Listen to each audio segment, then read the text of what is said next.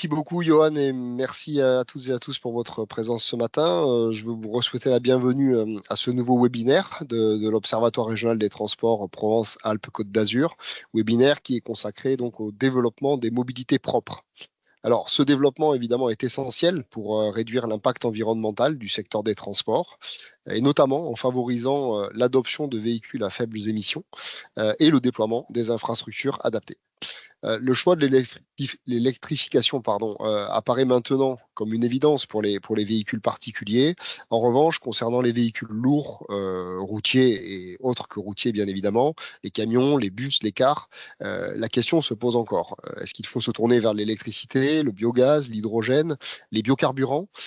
Et cette réflexion, tous les acteurs, en particulier évidemment les autorités organisatrices et les entreprises de transport de marchandises et de voyageurs, s'interrogent sur la pertinence et l'impact économique quant à leur choix d'investissement sur une énergie ou sur une autre.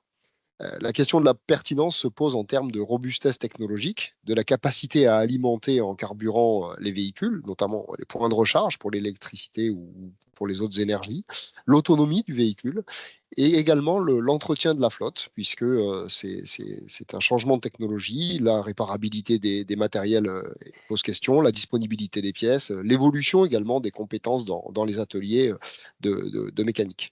Il est difficile de changer, de faire basculer, de réaliser cette transition d'une énergie finalement qui, malgré tous les défauts dont on a parlé, l'énergie fossile a fait ses preuves pendant tant d'années. L'impact en termes de coûts est une question qui revient très souvent pour les acteurs des transports. En effet, la situation économique du transport en général et du transport de marchandises, auquel je pense en particulier, force les uns et les autres à agir avec prudence. Ces sujets ne concernent pas évidemment que le routier. De nombreuses expérimentations ont lieu dans tous les modes de transport, ferroviaire, maritime, fluvial et même aérien, pour décarboner cette mobilité. Ce webinaire sera l'occasion donc de revenir sur les cadres nationaux et européens et la stratégie qui régit le développement des mobilités propres. Nous aurons également un panorama multi-énergie des solutions. Et puis, ce sera aussi l'occasion de disposer de retours d'expérience qui permettront à chacun de comprendre les défis liés à la décarbonation de leur secteur, mais aussi de connaître les dispositifs d'aide et d'accompagnement pour développer les mobilités propres. C'est bien dans l'échange de connaissances, d'expériences, de compétences que nous arriverons au mieux à relever ces défis de décarbonation en faveur du climat, évidemment, et de la santé à plus forte raison. Je vous remercie encore tous pour votre présence. Je remercie Johan pour l'organisation de ce webinaire et je laisse maintenant la parole à nos invités pour rentrer dans le vif du sujet. Ok, on va mettre ça en plein écran. Normalement, c'est CTRL-L, mais je ne vois pas pourquoi. Tu vois là? Voilà.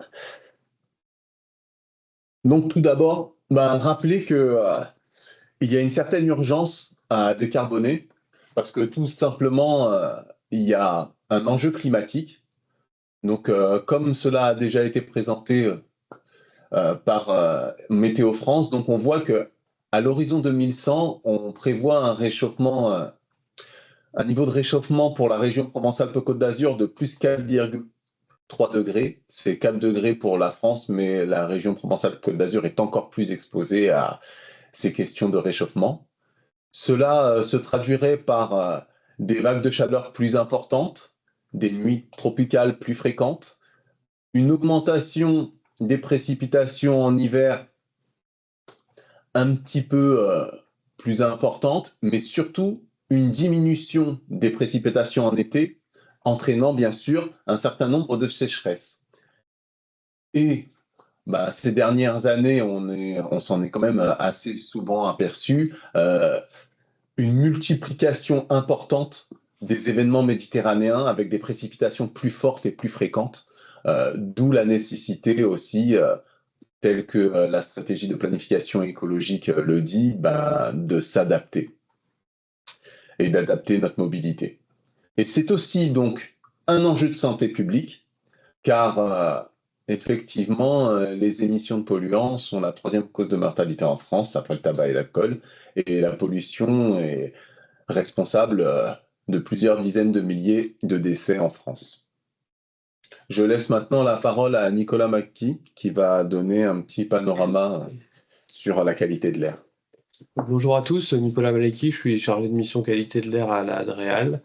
Lorsqu'on parle de qualité de l'air, on est obligé effectivement de prendre en compte l'aspect mobilité parce que le secteur des transports est un secteur qui émet beaucoup de dioxyde d'azote notamment. Et donc c'est un secteur qui est important à prendre en compte. Si on regarde un petit peu les organisations qui rentrent dans la réglementation de la qualité de l'air et les différents textes qui sont présents. On a tout d'abord l'Organisation mondiale de la santé qui va fixer des seuils à partir desquels il y a des dangers donc, pour la santé, pour des polluants atmosphériques. Après, on va avoir bien évidemment des textes européens, des directives, comme celle de 2008 qui a été révisée tout récemment en décembre 2024. Le code de l'environnement, bien évidemment, qui reprend ces éléments-là. Et petit à petit, on redescend sur des plans qui sont départementaux pour les plans de protection de l'atmosphère. Donc sur la région, on en a aujourd'hui 4, donc sur la zone niçoise, sur la zone toulonnaise, sur la zone des Bouches-du-Rhône et sur le secteur du Vaucluse. Et après, on a tous les plans climat, air, énergie territoriaux qui sont plus locaux et au niveau des collectivités. Pour en revenir sur la directive européenne, elle a été révisée tout récemment et ça implique des modifications très importantes pour l'avenir. Elle a été adoptée et entrée en vigueur donc en décembre 2024, le 11 décembre 2024, et sa transposition doit être réalisée dans le droit français avant décembre 2026. Sur les grands changements, ouais, tu peux passer, s'il te plaît. Alors, cette directive, elle va modifier de façon très importante la réglementation, hein, puisque donc là, au niveau de la colonne bleue sur votre écran, vous avez sur les 3 principaux polluants qui sont suivis, donc dioxyde d'azote et les particules, les seuils réglementaires actuels, donc ils sont de 40, 40 et 25 microgrammes par mètre cube. Et on voit les seuils réglementaires qui sont fixés par cette directive, où on a quasiment une division par 2 de ces seuils-là. Et je vous ai mis donc les moyennes annuelles relevées sur les grandes villes de notre région pour qu'on s'aperçoive un peu du niveau auquel on est aujourd'hui. Quand on regarde le dioxyde d'azote, on s'aperçoit qu'on est en 2024 bien au-dessus sur certains secteurs, et notamment sur la zone de Marseille. Et donc ça met en évidence la nécessité d'avoir des actions très fortes sur le sujet pour atteindre ces seuils-là à horizon 2030. Donc 2030, c'est vraiment demain et on voit le gap qu'il y a à atteindre pour être dans les normes sur ces seuils-là. Là, je vous ai mis un graphique qui concerne donc les stations trafic sur les Bouches-du-Rhône. Alors, j'ai choisi celle-là parce que c'est les stations qui ont les niveaux de pollution les plus élevés, hein, en région. Où on a donc en bleu l'évolution de la trajectoire de la station marseillaise, station trafic marseillaise, et en orange celle de la station aixoise. Et donc vous avez le seuil actuel qui est fixé à 40 microgrammes par mètre cube pour le NO2. Et le seuil qui sera atteint en 2030, il est en fait c'est l'axe des abscisses tout en bas. Donc c'est pour qu'on voit qu'il y a encore une évolution très forte à avoir, même si on diminue depuis un certain nombre d'années, on arrive aujourd'hui à des niveaux qui sont encore 10 microgrammes au-dessus pour la station marseillaise. Donc il y a vraiment nécessité de travailler très fortement sur les secteurs émetteurs.